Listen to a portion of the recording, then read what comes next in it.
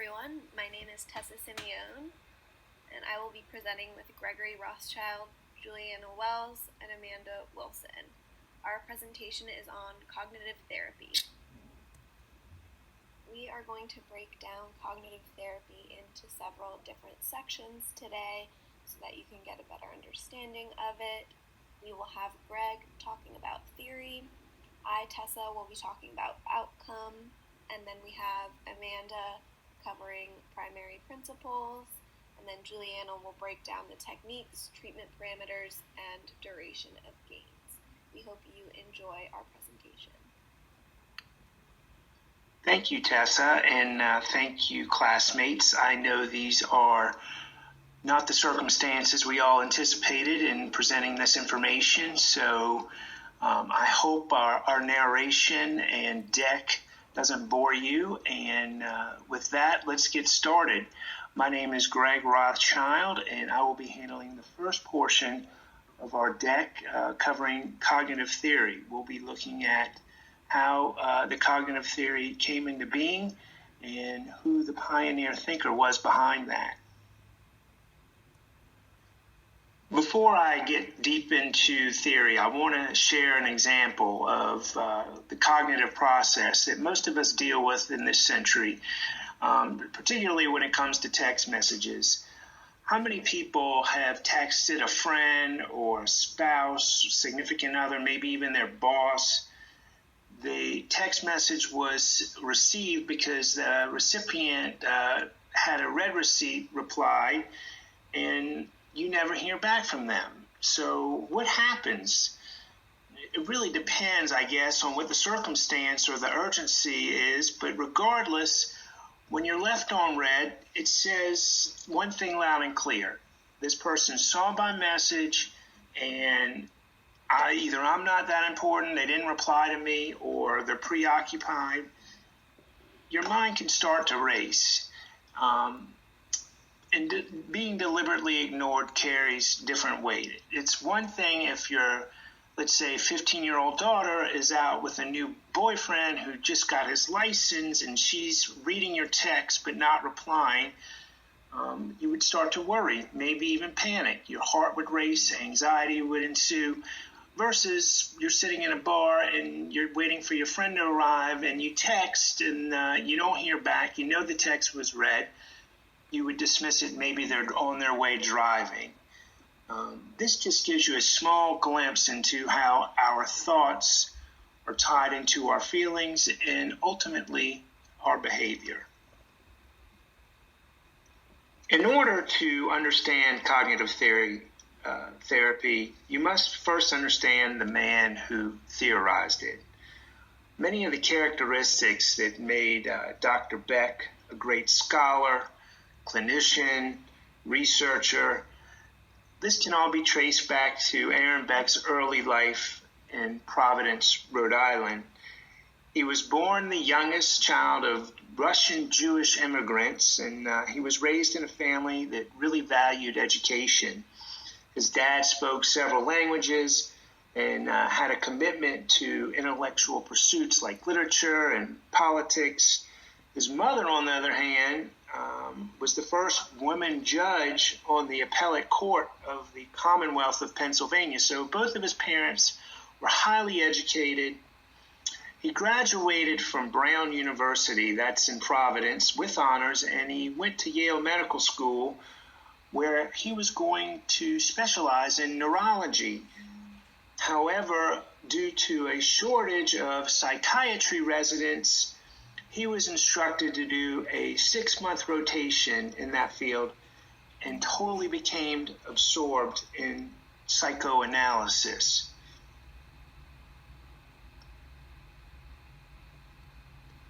In the 50s, Freud was still considered a pioneer, and many new to the field were either trying to support Freud's theories with research or debunk everything dealing with psychoanalysis. Beck admitted that he was totally committed to the theory of psychoanalysis, but felt that psychoanalysis, in order for it to be accepted by the larger scientific community, it needed a solid base of evidence. So After graduating from Yale and then the Philadelphia Psychoanalytic Institute, Beck in 1956 attempted to prove to the world that analytic theory was correct. And he studied and practiced psychoanalysis, and he also designed and carried out several experiments to test psychoanalytic concepts, mainly focusing on depression. Fully expecting the research would validate these fundamental concepts, he was surprised to find the opposite. And ultimately, it was his failure to attain that proof that led to his development of cognitive theory as a means of viewing and treating depression. I'm sure many of you have heard of the Beck Depression Inventory. This was a result of this early research. I know Dr. P said humor was a good thing to have in our presentation, and I kind of flew by it, but I hope y'all caught the arrangement of furniture inside Freud's cartoon skull on the previous slide. There was also a funny New Yorker cartoon where a psychoanalyst was treating a patient lying on the couch. It was called The Unpublished Freud, and the therapist was offering her cocaine to cheer her up. I thought that was a pretty good cartoon to add. There's a lot of Freudian cartoons in the New Yorker if you ever want a good laugh. But let's talk about the origin of the cognitive model. Here's another funny cartoon about a man playing charades, and I think he's showing a film, but everyone's pointing out that he's a sad man. And that's exactly the root of CBT. That occurred in Beck's early study of depression. So he was basing all of his depression research off of Freud.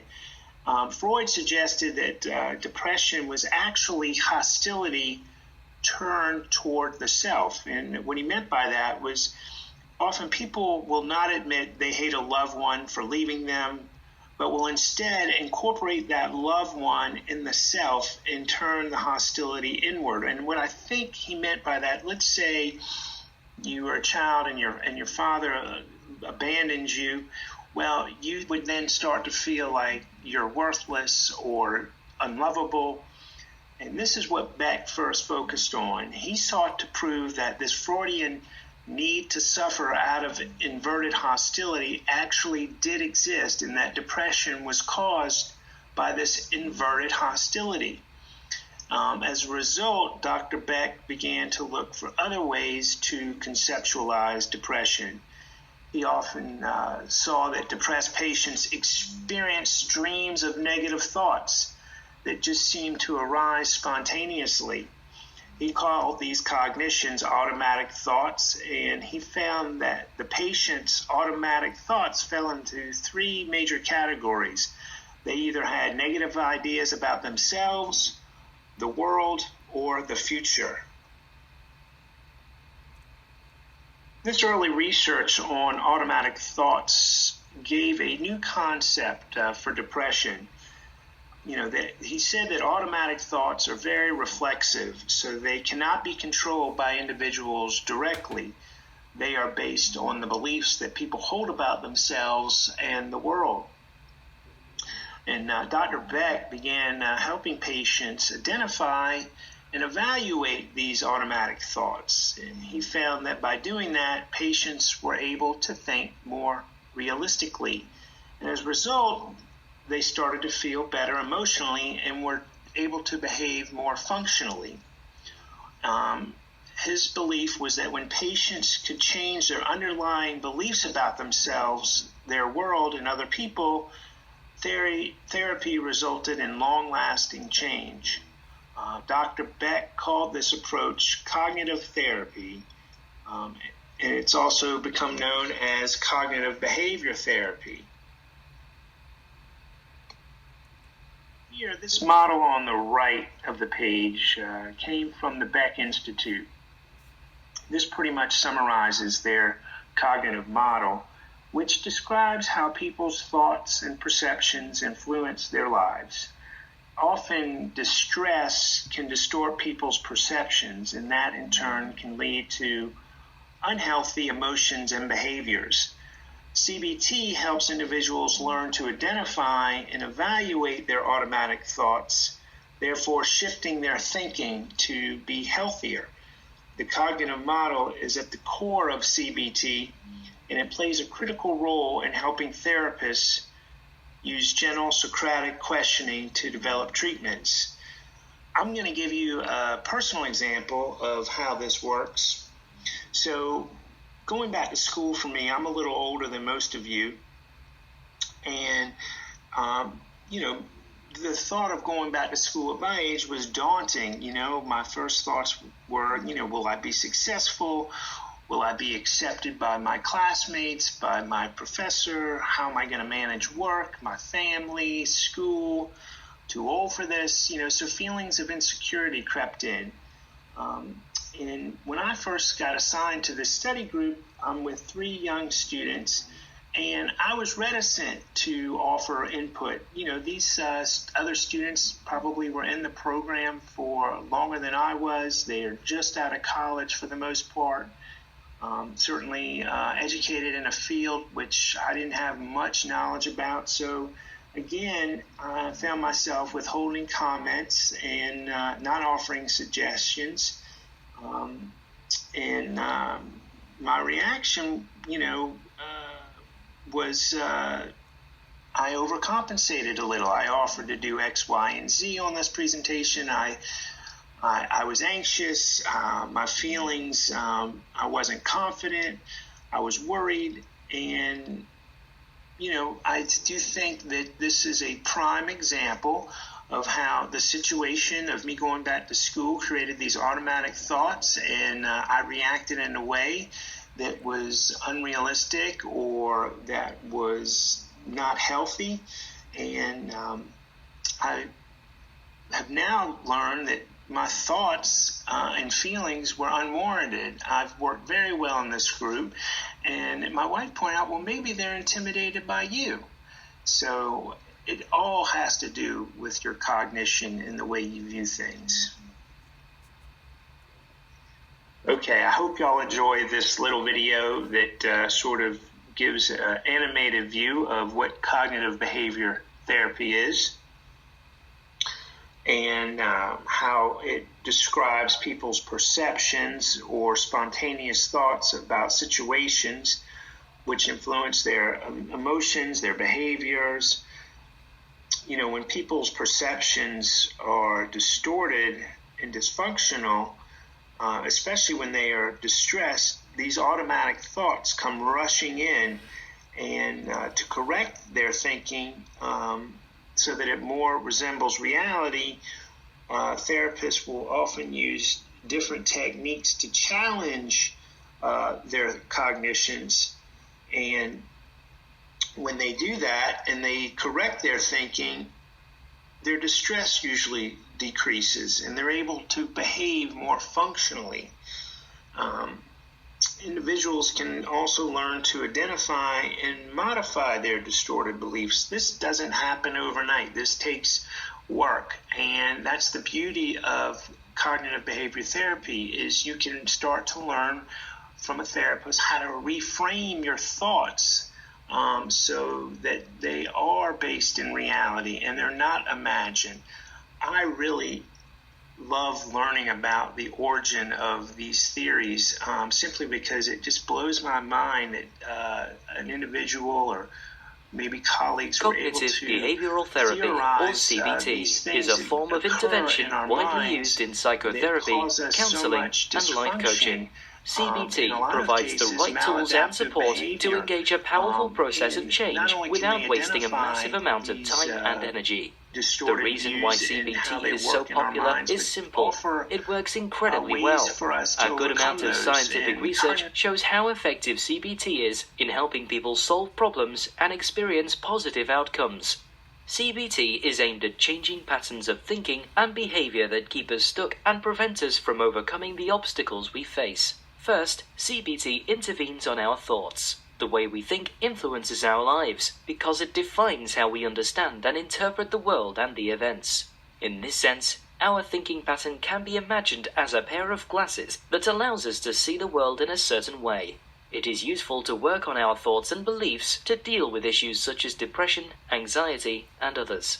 Let's say I have a low self-esteem, and my thoughts about myself are unrealistically negative. I believe I'm a worthless person, whose needs are irrelevant, and whose opinions are uninteresting. First, CBT allows me to be aware of these thoughts and the negative impact they have on my life. Then, CBT helps me address my limiting beliefs and challenge them effectively. CBT also intervenes on our behavior. Our behavior has a big influence on our lives, our feelings, and our happiness. In fact, our behavior creates outcomes that can be either positive or negative. CBT makes sure that we experience less negative outcomes and more positive ones. Let's say I have low self-confidence and I avoid public speaking. My avoidance is caused by my low self-confidence, but at the same time, my avoidance reinforces my low self-confidence, creating a vicious circle in which I'm stuck. CBT allows me to address my behavior in small steps in order to experience positive outcomes and to react constructively to external events and circumstances. CBT is extremely flexible. It can be applied to either severe issues or more practical problems. It can address a variety of unpleasant situations, such as stress, anger, troublesome emotions, procrastination, and others. If you are looking for an effective way to improve your life, overcome your obstacles, and achieve a state of satisfaction, cognitive behavioral coaching is certainly a clever option.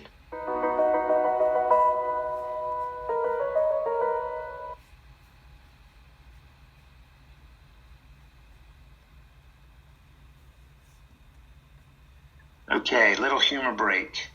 So, want to ask the class, pretty corny joke.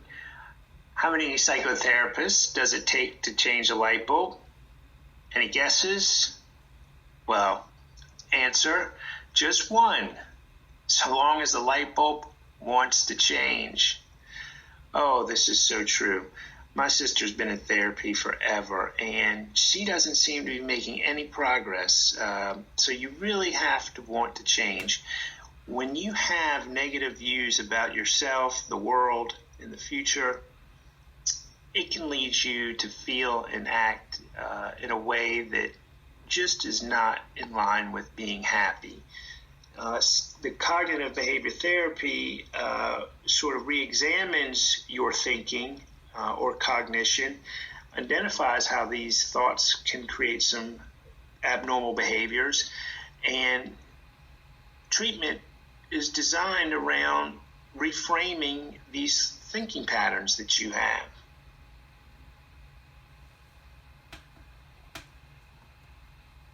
I'll spare you another joke, but we will talk a little bit about treatment for these thoughts that one might have that sort of brings them into a therapy setting.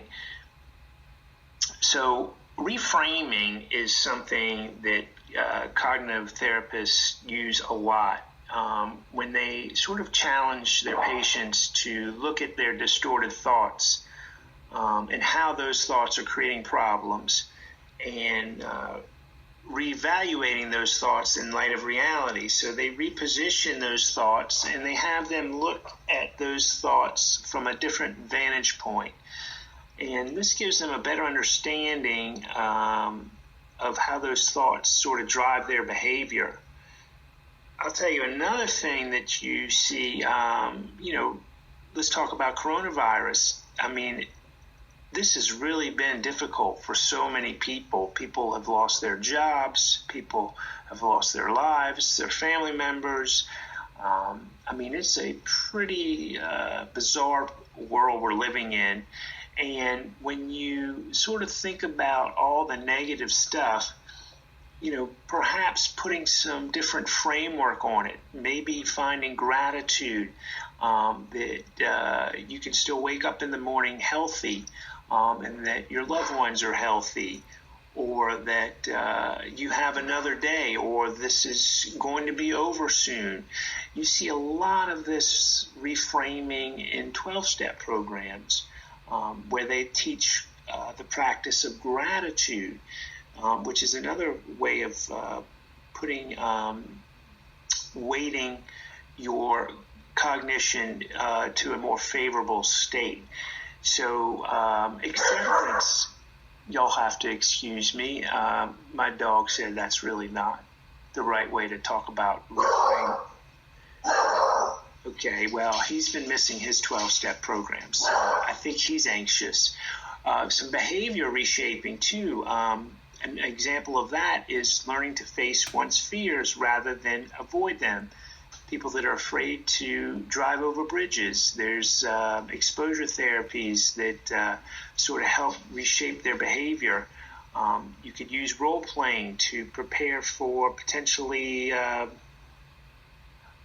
troubling interactions with others or problematic interactions. Maybe you have a neighbor that just continues to put their garbage out that just blows by the wind into your yard, and you're really angry, and the best way to have a productive conversation for potentially problematic interaction is to maybe go through a few scenarios in your head to calm your mind and relax your body.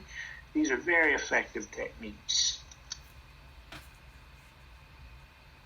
All right, we're winding this down, at least my section, and the last couple pieces revolve around how cognitive theory explains abnormal behaviors. We're going to look at anxiety disorders. Those really are rooted when we overestimate the potential for danger. Cognitive theory has explained anxiety as that tendency to overestimate the potential for danger. And patients with anxiety disorders tend to imagine worst possible scenarios, and they avoid situations that they think are dangerous, such as crowds, bridges, heights, airplanes, social interaction. I mentioned bridges earlier. My nephew cannot drive over the Ravenel Bridge. His mom had the same problem. She could not drive over any bridges. And his two brothers, they have no issues driving. And even though the lanes on the Ravenel Bridge are ample and the rise very gradual, his perceived threat of dying is real. I mean, he can't do it. And the odd thing is, he doesn't have as much of a problem when he has to travel from downtown to Mount Pleasant as he does when he has to go from Mount Pleasant back home. My guess is when he's driving back home, he sees that bridge as the only barrier that stands between him and getting back to home base. So the stakes rise dramatically for him going home, because if he can't get across, guess what? He's stuck. And then he starts to have panic. So his thoughts are, maybe am I going to die or get in a wreck or go over the side? His feelings, of anxiety and panic, and his behaviors, he avoids the bridge. He will not come to Mount Pleasant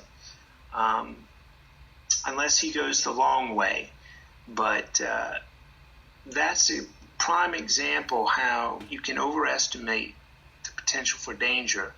He drives on downtown streets which are narrow. The risk of a collision is seemingly a lot higher.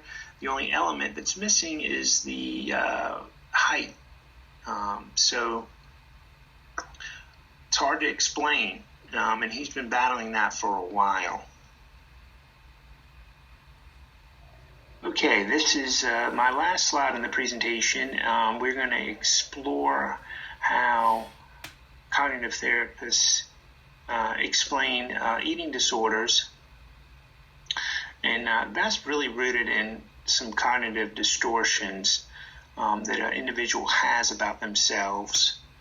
And I can tell you that although I didn't have an eating disorder when I was younger, I was overweight, and that insecure feeling sort of manifested in some tactics that I use, some behaviors that I use to sort of overcompensate those feelings of insecurity, one of which is a sense of humor.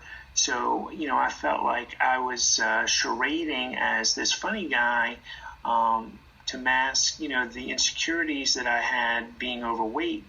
And, that strategy can only last for so long.